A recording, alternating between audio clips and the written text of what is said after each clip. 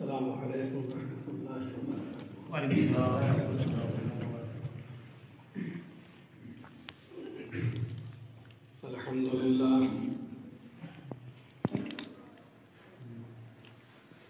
الحمد للہ نحمده ونستعینه ونستغفره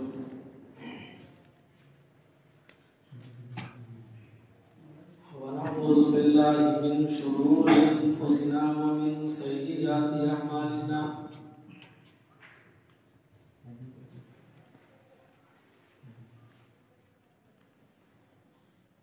من يهده الله فلا مضل له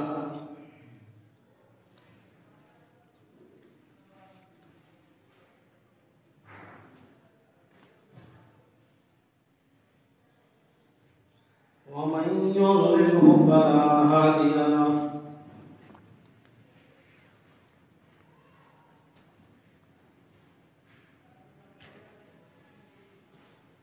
وأشهد أن لا إله إلا الله وحده لا شريك له وأشهد أن محمدا عبده ورسوله أما بعد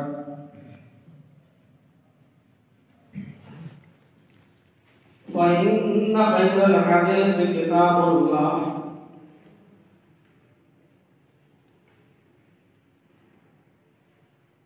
وخير الهدي هدي محمد صلى الله عليه وسلم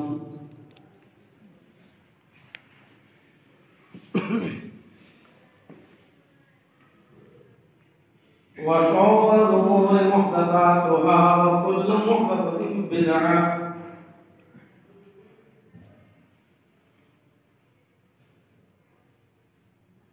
وكل بدعة ضلالة وكل ضلالة في النار.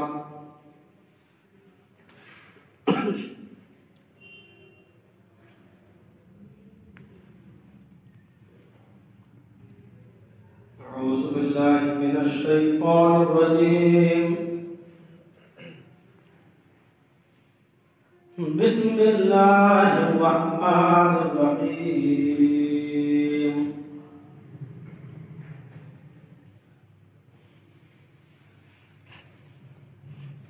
يا أيها الذين آمنوا اتقوا الله ولتنظر نفس ما قدمت لغد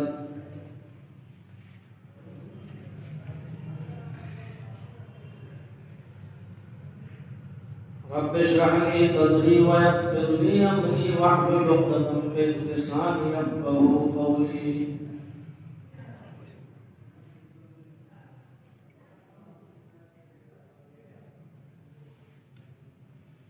حاضرین جامع مسجد مدعو،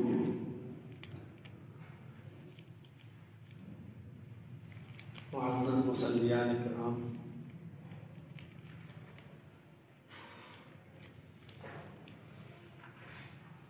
اطراف و اکناف سے آئے ہوئے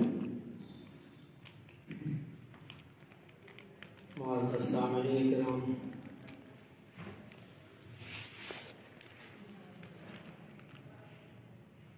اللہ تبارک و تعالیٰ کا بہت بڑا شکر ہے اور اس کا احسان عظیم ہے کہ اس نے ہمیں اور آپ کو اس مسجد میں نماز پڑھنے کا، ایک ساتھ مل بیٹھ کر کتاب و سنت کی باتیں سننے کا ایک سنہرا موقع تھا۔ اللہ سے دعا ہے کہ العالمین جو باتیں کہی جا رہی ہیں اور کہی جا چکی ہیں، کہنے والوں کو بھی اور سننے والوں کو بھی اس پر عمل کی پوری توفیق عطا فرمائے۔ انسانی زندگی کے دو چیزیں بڑی اہمیت رکھتی ہیں، ایک ایمان اور دوسری چیز تقوی۔ پرہیزگاری، بلکہ یوں کہا جائے تو غلط نہیں ہوگا، ایک چیز دوسری چیز کے لیے لازم و ملزوم ہے۔ اگر کسی شخص کے اندر ایمان ہے لیکن تقویٰ نہیں ہے تو اس کا ایمان بیکار ہے۔ کسی کے اندر تقویٰ تو ہے لیکن اس کی زندگی ایمان سے خالی ہے تو وہ بھی بیکار ہے۔ مزید وضاحت کے ساتھ اس کو یوں سمجھا جا سکتا ہے جیسے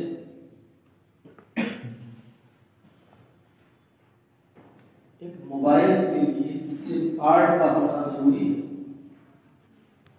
اور سم کارڈ کے لیے موبائل کا ہونا ضروری ہے۔ آپ کے پاس اگر موبائل ہے لیکن سم نہیں ہے تو وہ آپ کے کسی کام کا نہیں، اور آپ کے پاس سم ہے، اس میں ہزاروں لاکھوں روپے کا بیلنس بھی موجود ہے، لیکن اس سم کو یوز کرنے کے لیے موبائل نہیں تو وہ سم بھی بیکار ہے۔ بالکل یہی کنڈیشن ایمان اور تقوی کے ساتھ جڑی ہوئی ہے۔ اس لیے اللہ تبارک و تعالیٰ نے قرآن کریم کے اندر بہت سی ایسی جگہیں، بہت سے ایسے مقامات ہیں جہاں ایمان اور تقوی کو ایک ساتھ جوڑا ہے۔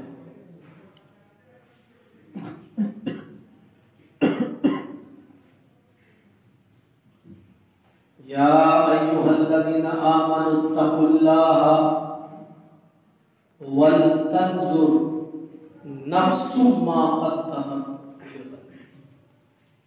یہاں ایمان اور تقوی دونوں چیزوں کو ایک ساتھ پیش کیا گیا۔ اے اہل ایمان، اے مومنوں، اللہ سے ڈرو۔ یا ایھا الذین آمنوا، اے مومنوں، اے مسلمانوں، اتقوا اللہ، اللہ سے ڈرو۔ ایمان اور تقوی کو ایک ساتھ ذکر کیا ہے۔ مومن ہوگے تو اللہ سے ڈرو گے، مومن نہیں ہوگے تو اللہ سے نہیں ڈرو گے۔ اور جب ڈرو گے تو کل کے لیے کچھ تیاریاں کر سکو گے۔ جب خوف ہی نہیں ہوگا، ڈر ہی نہیں ہوگا تو آپ کل کے لیے کیا تیاری کریں گے؟ اس لیے پہلے کہا کہ مومنوں ڈرو، اور کس سے ڈرو؟ اللہ سے ڈرو، اور پھر فوراً کہا گیا وَلْتَنْظُرْ نَفْسٌ مَا قَدَّمَتْ لِغَدٍ۔ ہر نفس کو غور کرنا چاہیے، ہر انسان کو یہ بات سوچنی چاہیے مَا قَدَّمَتْ لِغَدٍ، قیامت کے دن کے لیے اس نے کیا تیاری کی ہے، کیا بھیجا ہے۔ سب کو معلوم ہے جن چیزوں پر ایمان لانا ہمارے ایمان کا حصہ ہے اور جز ہے، ان میں یوم الآخر، ڈے آف ججمنٹ، قیامت کا دن بھی ہے۔ الایمان ان تؤمن باللہ وملائکتہ وکتبہ ورسلہ والیوم الآخر وتؤمن بالقدر خیرہ وشرہ من اللہ تعالی۔ اللہ پر ایمان، فرشتوں پر ایمان، اس کی کتابوں پر ایمان، اس کے بھیجے ہوئے رسولوں پر ایمان، والیوم الآخر، اور ڈے آف ججمنٹ، فیصلے کے دن، آخری دن، قیامت کے دن پر ایمان، اور تقدیر پر۔ تو وضاحت دیکھیے، پہلی چیز اے اہل ایمان، مومنوں کو مخاطب کیا جا رہا ہے، کیونکہ جس کے اندر جتنا زیادہ ایمان ہوگا اس کے اندر اتنا ہی زیادہ تقویٰ بھی ہوگا، اور جس کے اندر جتنا زیادہ تقویٰ ہوگا وہ کوئی بھی کام کرتے وقت یہ سوچے گا یہ ہمارا یہ کام جو ہم کرنے جا رہے ہیں یہ کل قیامت کے دن کے لیے یہ کام کیسا ہے، اچھا ہے یا برا ہے، اچھا ہے تو کریں، برا ہے تو چھوڑ دیں۔ اس لیے دیکھیں یا ایھا الذین آمنوا اتقوا اللہ ولتنظر نفس ما قدمت لغد، اے اہل ایمان، اے مومنو، تم اللہ سے ڈرو اور ہر نفس کو غور کرنا چاہیے، سوچنا چاہیے کہ کل قیامت کے دن کے لیے اس نے کون سی تیاری کر رکھی ہے۔ یہ سوچ یاد ہے جب رات میں حضرت عمر فاروق رضی اللہ عنہ نے گشت کرتے ہوئے دیکھا کہ ایک عورت چولہا جلا رہی ہے اور اس کے گرد بچے بیٹھے ہوئے ہیں جو بھوک کی وجہ سے رو رہے ہیں، ہانڈی کا ڈھکن اتار کر ہٹا کر دیکھا تو پتا چلا کہ اس میں کوئی کھانا نہیں بن رہا ہے، چند پتھر پڑے ہوئے ہیں اور پانی جوش مار رہا ہے۔ پوچھا بہن یہ کیا ماجرا ہے؟ کیا کہتی ہے وہ؟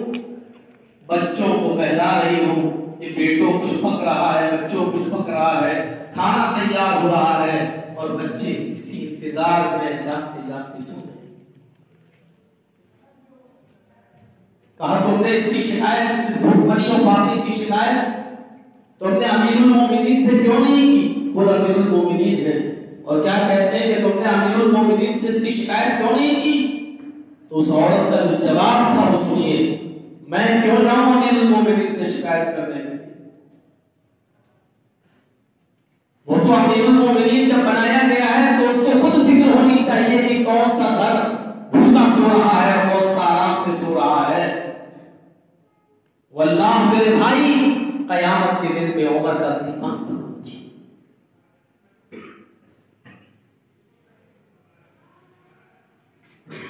لوک تنتر کی، جمہوریت کی، بولنے کی جو آزادی اسلام نے دی ہے، اپنے خلاف بھی بولنے کی جو آزادی اسلام نے دی وہ کہیں نہیں ملے گی، یہ آواز تھی۔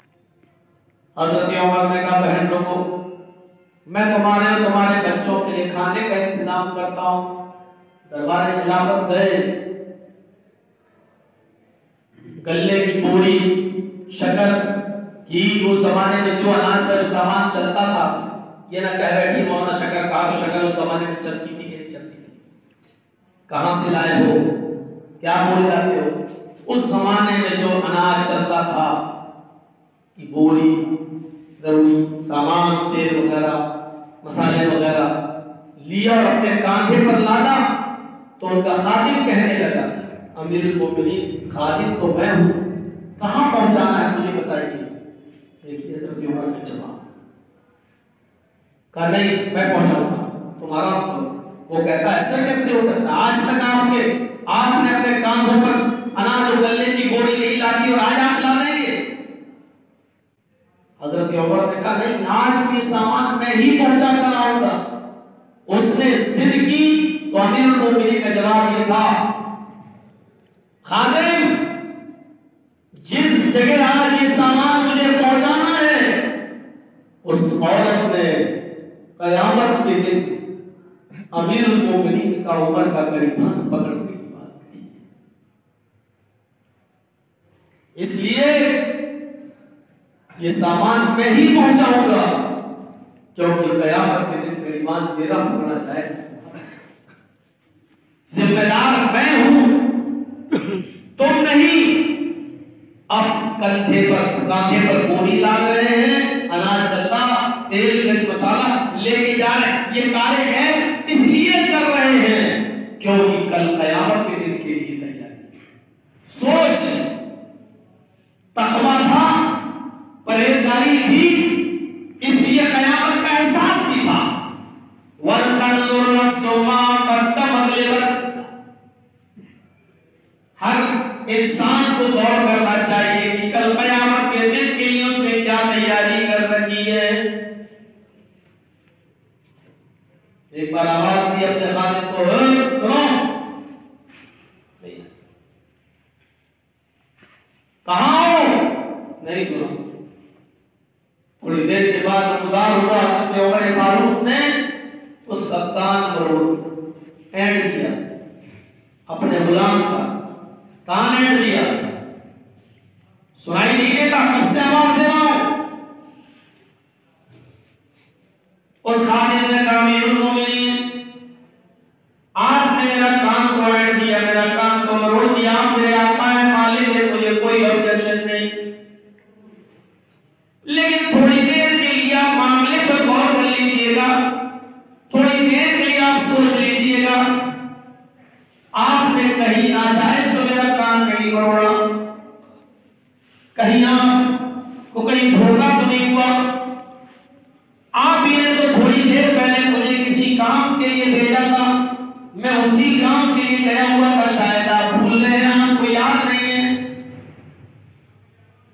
حضرت عمر فاروق نے اتنا سنا، سننے کے بعد کہا ادھر آؤ، مجھے یاد آ گیا ہے، آئے میرے خادم، یہ رہا میرا کان حاضر ہے، لو تم اس کان کو تم بھی اینڈ لو، اپنا انتقام لے لو، اپنا بدلہ لے لو۔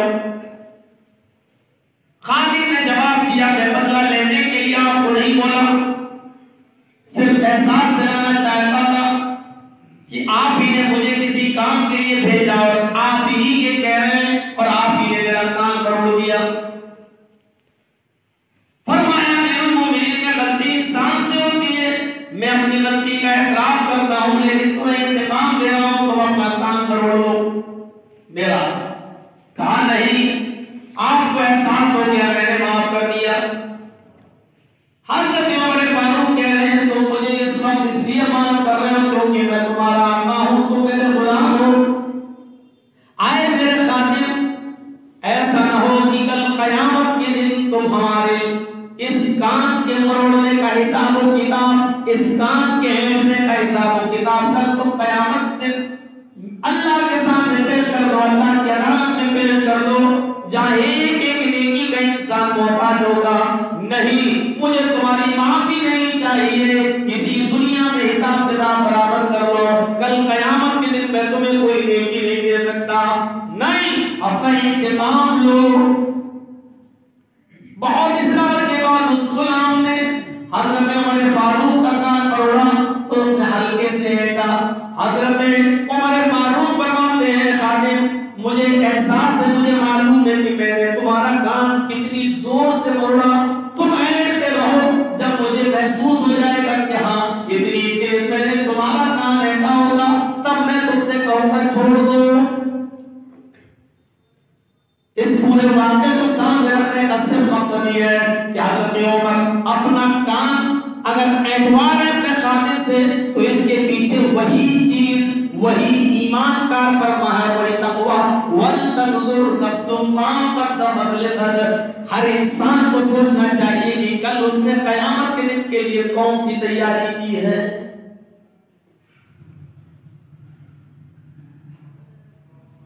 22 لاکھ مربع میل پر حکومت کرنے والی شخصیت،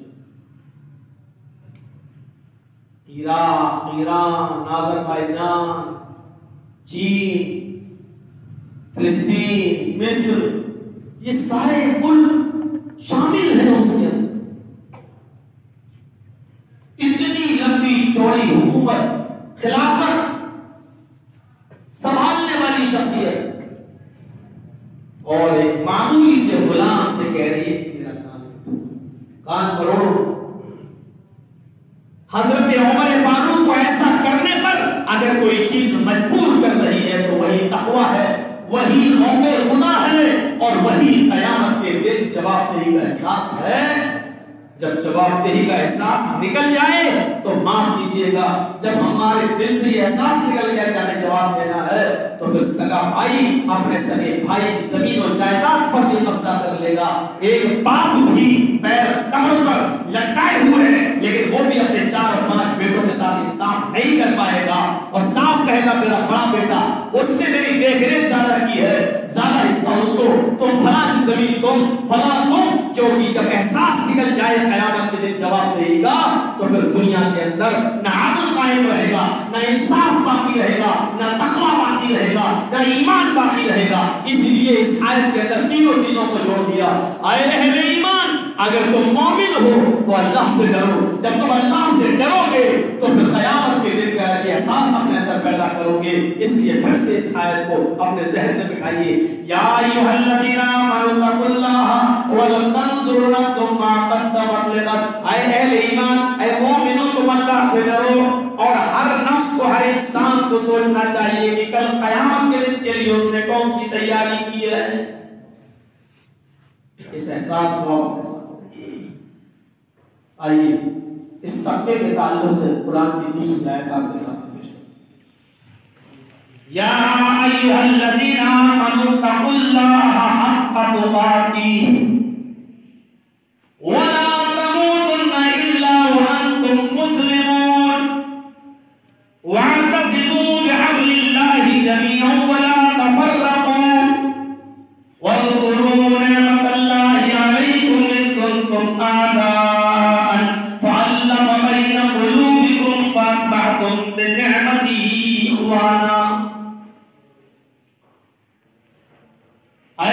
اللہ سے ڈرو۔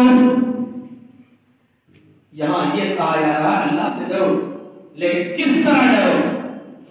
ڈرنے کی کیفیت بتائی جا رہی ہے۔ بہت سی چیزوں سے انسان ڈرتا ہے، سانپ سے ڈرتا ہے، بچھو سے ڈرتا ہے، خطرناک جانوروں سے ڈرتا ہے، شیر سے ڈرتا ہے، آگ سے ڈرتا ہے، زہر سے ڈرتا ہے۔ تو اللہ سے بھی ڈرو۔ ڈرنے کا مطلب کیا ہے؟ یہ دعوے بہت پرانے ہو چکے ہیں، کسی سے نہیں ڈرتا سوائے اللہ کے، یہ کہنا بھی صحیح ہے۔ اللہ سے بڑے بڑے سیاسی لوگ بھی آتے ہیں، کسی سے نہیں ڈرتا اللہ کے علاوہ، یہ بولنا بہت آسان ہے، لیکن قرآن نے کہا ہے کہ صرف اللہ سے ڈرو۔ انسان بہت سی چیز سے ڈرتا ہے، یہ بھی کہا گیا اپنے ماں باپ سے بھی ڈرو، ایک شاگرد اپنے استاد سے بھی ڈرتا ہے، ایک بچہ اپنے ٹیچر سے ڈرتا ہے، چھوٹا بھائی بڑے بھائی سے ڈرتا ہے۔ یہ الگ بات ہے کہ اس ڈرنے کا ایک حق ہوتا ہے۔ سگریٹ پیتے ہوئے ڈر بڑا بھائی صاحب ہے، اس ڈر، یہ ڈر تو ہے لیکن یہ ڈر ادب کے دائرے میں آتا ہے، یعنی چھوٹا بھائی اپنے بھائی ادب کر رہا ہے، اس لیے بڑے بھائی کے سامنے میری سگریٹ نہیں پینا چاہتا ہے۔ لیکن ڈر ہے، آگ لگی ہوئی ہے، آگ سے بھی ہم ڈر رہے ہیں، لیکن آگ سے ڈرنے کا حق کیا ہے؟ مطلب کیا ہے؟ آگ کو لے کر بھاگ نہیں رہے، لیکن ڈر ہے، اور ڈر کیا ہے؟ ہم اس پہ جان بوجھ کر چھلانگ نہیں لگا رہے ہیں، جمپ نہیں لگا رہے ہیں، کود نہیں رہے ہیں، کیونکہ ہمیں معلوم ہے کہ کودیں گے تو جل جائیں گے۔ یہ آگ سے ڈرنے کا حق ہے۔ زہر سے ڈر رہے ہیں، زہر، اس سے ڈرنے کا مطلب کیا ہے؟ بھاگ نہیں رہے ہیں، بھاگنا بھی نہیں چاہیے، لیکن اس سے ڈرنے کا مطلب یہ ہے کہ زہر کو ہم جان بوجھ کر کھا نہیں رہے ہیں، پی نہیں رہے ہیں، کیونکہ ہمیں معلوم ہے کہ اس کا انجام کیا ہوگا۔ سانپ سے ڈرنے کا مطلب کیا ہے؟ اس کے منہ میں انگلی نہ دیں، اس کے قریب جائیں گے، اس کو چھوڑیں گے، وہ ہمیں ڈس لے گا، پھر زہر کے اثر سے ہم مر جائیں گے۔ اس سے ڈرنے کا حق ہے۔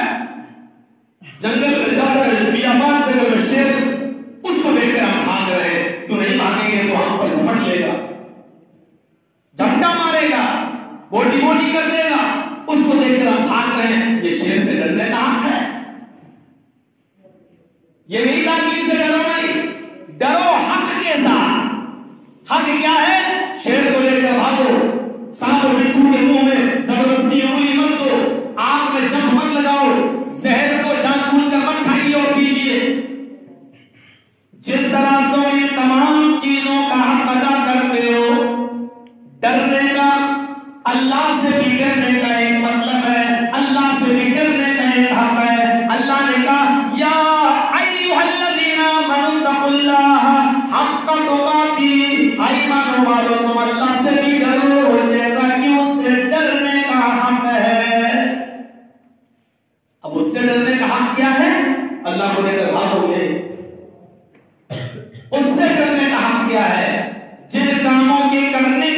نے حکم دیا ہے وہ کام ہم کریں، اور جن کاموں کے کرنے سے روکا ہے ان سے ہم رک جائیں۔ جن کاموں کے کرنے پر جنت بتائی ہے ان کاموں کو بجا لائیں، اور جن کاموں کے کرنے پر جہنم بتائی ہے ہم ان سے بچیں۔ یہ ہے اللہ سے ڈرنے کا مطلب کہ قرآن و حدیث کے اندر جو اوامر ہے ان کو ہم بجا لائیں، جو نواہی ہے اس سے ہم اجتناب کریں، جو کرنے کے کام ان کو کریں اور جن سے بچنے کا حکم دیا گیا ہے اس سے ہم بچیں۔ یہ ہے اللہ سے ڈرنے کا مطلب۔ اور سب سے اچھی تشریح تو حضرت عمر فاروق رضی اللہ تعالیٰ عنہ نے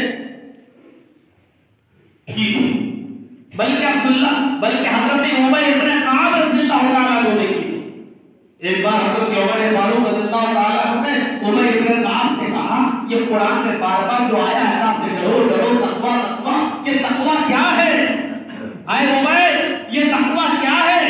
تو حضرت عمر ابن کعب نے بڑی اچھی تعریف کی ہے۔ امیر المومنین حضرت عمر سے کہا اے عمر کبھی تم بیابان اور کانٹے دار جنگل میں گئے ہو؟ کہاں؟ کانٹوں دار جھاڑیوں سے گزرے ہو؟ ہاں۔ کہا اگر زمین پر کانٹے ہی کانٹے بچھے ہوئے ہوں، چاروں طرف کانٹوں دار جھاڑیاں ہوں، گزرنا بھی ضروری ہو، پیروں میں تمہارے چپل بھی نہ ہو، تو ایسی صورت میں تم کیا کرو گے؟ تو حضرت عمر فاروق نے فرمایا پیروں میں چپل نہیں، بیابان جنگل راستے میں کانٹے ہی کانٹے، چاروں طرف کانٹوں دار جھاڑیاں اور گزرنا بھی ضروری ہو، تو میں بہت بچ کے آہستہ آہستہ دھیرے دھیرے قدم رکھوں گا اور کانٹوں سے بچ کے چلوں گا، کانٹوں دار جھاڑیوں سے اپنے دامن کو سمیٹتے ہوئے دھیرے دھیرے آہستہ آہستہ کانٹوں سے بچتے ہوئے اور جھاڑیوں سے بچتے ہوئے گزروں گا اور آگے نکل جاؤں گا۔ عمر بن کعب نے کہا بہت بچنے کے باوجود بھی دو چار کانٹے تمہارے پیر میں چبھ ہی جائیں گے، کیونکہ راستہ ہی کانٹوں دار ہے، جھاڑیاں ہی جھاڑیاں کانٹوں دار ہیں، بہت بچنے کے باوجود بھی تمہیں دو چار کانٹے چبھ ہی جائیں گے، اگر بلڈ نکل گیا خون نکل گیا تو تم کیا کرو گے؟ حضرت عمر نے کہا ہزار کوشش کرنے کے باوجود، بچنے کی تمام تدبیریں کرنے کے باوجود اگر دو چار کانٹے میرے پیر میں چبھ جائیں تو ہم مرہم لگا کر دوا علاج کر کے ہم اس زخم کو دور کر دوں گا۔ تو حضرت عمر بن کعب نے کہا اے امیر المومنین یہی تو تقوی کی تعریف ہے، جس طریقے سے کانٹوں دار جھاڑیوں سے گزرنا ضروری ہو، راستے سے گزرنا ضروری ہو، تم کانٹوں سے بچ کے گزر جاتے ہو کہ کوئی کانٹا ہمارے پیر میں چبھ نہ جائے۔ اس دنیا میں بھی گناہوں کا جال بچھا ہوا ہے، قدم قدم پر گناہ تمہیں ملیں گے، جس طرح جنگل میں کانٹوں سے بچ کے گزر جانا اپنے آپ کو محفوظ سمجھتے ہو، اسی طریقے سے تم دنیا میں بھی گناہوں سے بچ کر زندگی گزارو، گناہوں کے راستے سے بچ کر نکل جاؤ، یہی تقویٰ ہے۔ بہت زیادہ گناہوں سے بچنے کے باوجود گناہوں کی دلدل میں رہنے کی وجہ سے دو چار خطائیں غلطیاں گناہ ہو ہی جائیں گے، جب یہ ہو جائیں تو تم اس کا مرہم اور پٹی اور علاج کر لیا کرو، اور اس کی مرہم پٹی اور علاج یہ ہے کہ تم اللہ کے سامنے گر گڑا کر سچے دل سے توبہ اور استغفار کر لیا کرو، یہی اس کا علاج ہے اور یہی تقوی کی تعریف ہے۔ میرے پیارے ساتھیوں یہ حضرت عمر فاروق رضی اللہ تعالیٰ عنہ کو آپ نے تقوی کی تعریف بتائی ہے، تو یہ ہے تقویٰ۔ یا ایھا الذین آمنوا اتقوا اللہ حق تقاته، اے ایمان والو اللہ سے ڈرو جیسا کہ اس سے ڈرنے کا حق ہے۔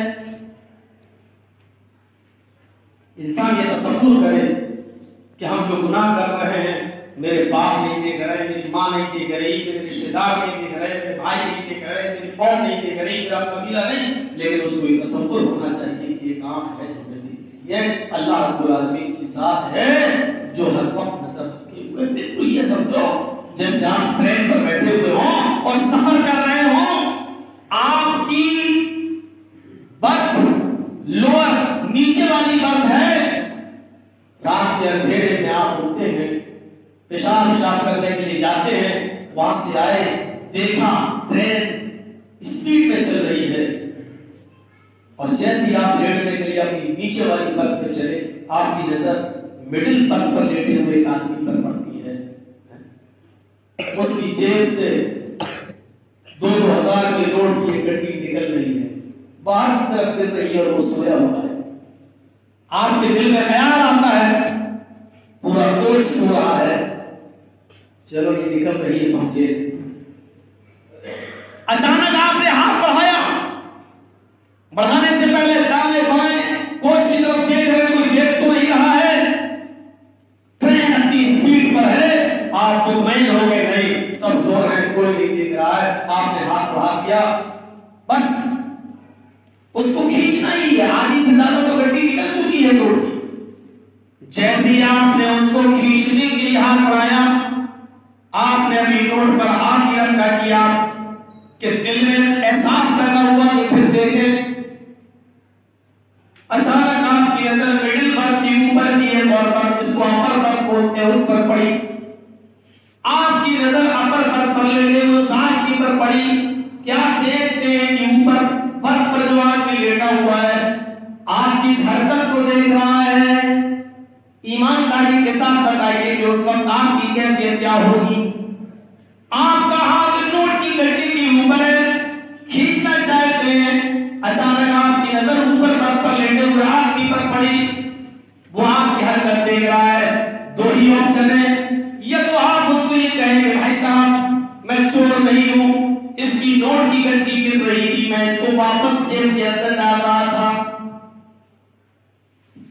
یا دوسرا آپشن یہ ہے کہ آپ اس کو یہ منائیں بھائی میرے کو تیرے علاوہ کوئی نہیں جانتا, اس لیے آدھا تیرا ہے آدھا میرا ہے. پھر یہ پتا نہیں کہ اوپر والا آدمی آپ کی اس بات کو مانے گا بھی یا نہیں مانے گا. کہیں وہ تقوی والا نہ ہو, متقی و پرہیزگار نہ ہو. لا محالہ آپ یہی کہیں کہ صاحب میں چوری نہیں کر رہا تھا, جیب کے اندر پیسہ ہی ڈال رہا تھا. یا پھر تیسرا ایک اور آپشن یہ ہے کہ نہ اوپر والے سے آپ معافی مانگیں, نہ اس کو بتائیں, گڈی آپ نکالیں اور لے کر بھاگیں, اور چلتی ہوئی ٹرین سے کودنے کا رسک مول جو آپ لے نہیں سکتے کیونکہ آپ کی جان کو خطرہ ہے, آپ اس گڈی کو اندر ہی کر دیں گے. اور اوپر والے آپ سے کہیں گے بھائی صاحب میں تو اندر کر رہا تھا, چوری کا کوئی ارادہ نہیں تھا. جب اوپر والا بس پر لیٹا ہوا آدمی آپ کی حرکت کو دیکھتا ہے تو آپ معمولی سا کام ایک چوری نہیں کر پاتے ہیں.